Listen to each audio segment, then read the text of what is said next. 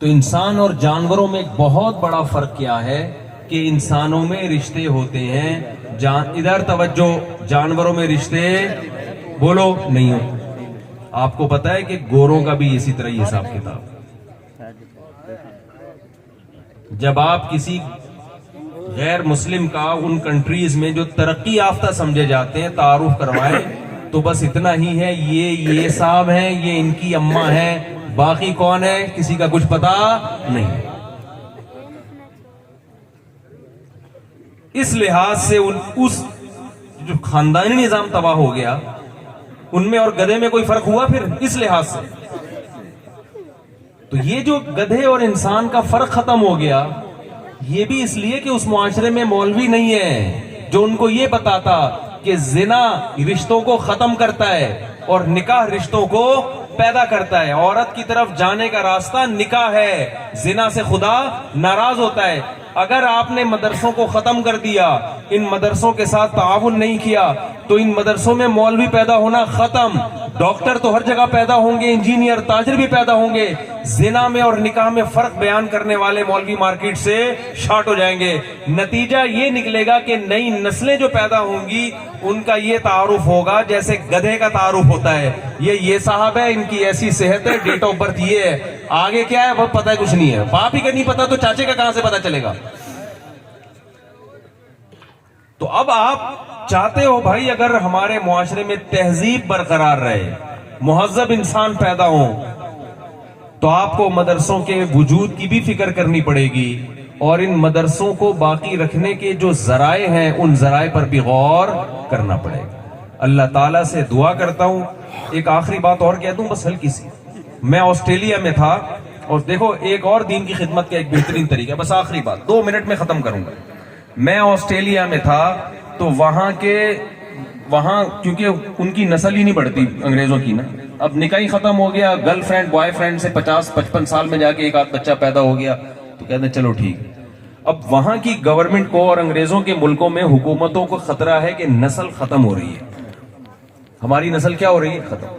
تو وہاں گورنمنٹ جو ہے نا بچہ پیدا کرنے پر الاؤنس دیتی ہے، ایک بچہ پیدا ہوگا تو اتنے پیسے ملیں گے۔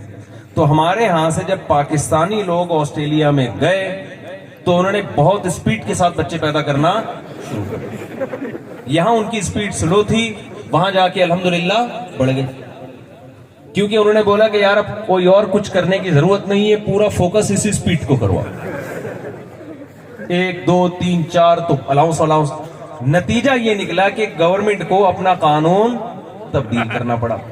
تو میں جب گیا تو وہاں یہ قانون ختم ہو چکا تھا کہ بھئی بچہ پیدا کرنے پر آپ کو کوئی پیسے نہیں ملیں گے، نہ چاہتے ہوئے بھی گورنمنٹ نے ختم کر دیا۔ تو میں نے وہاں جو مسلمانوں سے خطاب کیا، میں نے کہا دیکھو الاؤنس تو ختم ہو گیا ہے، اسپیڈ ختم نہیں ہونی چاہیے۔ سمجھ میں آ رہی ہے بات؟ اسپیڈ نہیں ختم ہونی چاہیے۔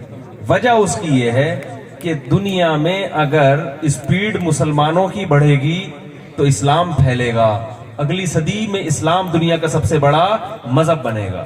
تو میں آخر میں آپ سے بھی عرض کر کے جا رہا ہوں، دنیا میں جس طبقے کی تعداد بڑھانی ہو اس کی اسپیڈ کیا کر دو میرے بھائی، بڑھا دو۔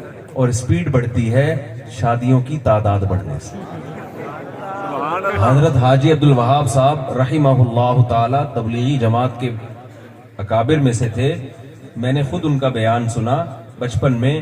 انہوں نے فرمایا کہ دیکھو دنیا میں 4 ارب کافر ہیں، 1 ارب مسلمان، 4 ارب غیر مسلم اور 1 ارب مسلمان۔ تو 1 مسلمان 4 غیر مسلموں کو اگر دعوت دے کے مسلمان کر لے تو پوری دنیا کیا ہو جائے گی؟ مسلمان۔ 1 آدمی پہ 4 غیر مسلم آ رہے ہیں۔ تو ہم نے تو اس وقت سبحان اللہ کا سمجھ میں آیا، لیکن جب ہم تھوڑے عاقل بالغ ہوئے تو ہمیں ایک اور آسان فلسفہ سمجھ میں آیا۔ ہم نے کہا کہ اگر حضرت حاجی صاحب زندہ ہوتے اور میں حضرت کی خدمت میں ہوتا، میں کہتا حضرت 4 غیر مسلم ہماری بات سنیں گے ہی نہیں، وہ تو سنتے ہی نہیں ہے نا، ان کو کون بٹھائے، ان کو کون سمجھائے، وہ تو اسلام کی بات سننا پسند نہیں کرتے۔ اس سے آسان وہ 4 ارب ہم 1 ارب، ہم اگر 4 شادیاں کر لیں تو ہماری سپیڈ 4 گنا بڑھ جائے۔ کیا خیال ہے؟ وہ اتنی مینورٹی میں ہو جائیں گے کہ اس کے بعد ان کو ہمیں غیر مسلم بنانے کے لیے ایک غیر مسلم کو 4 مسلمانوں پہ محنت کرنی پڑے گی. تو خانپور والوں تھوڑی سی سپیڈ بڑھانے کی ضرورت ہے.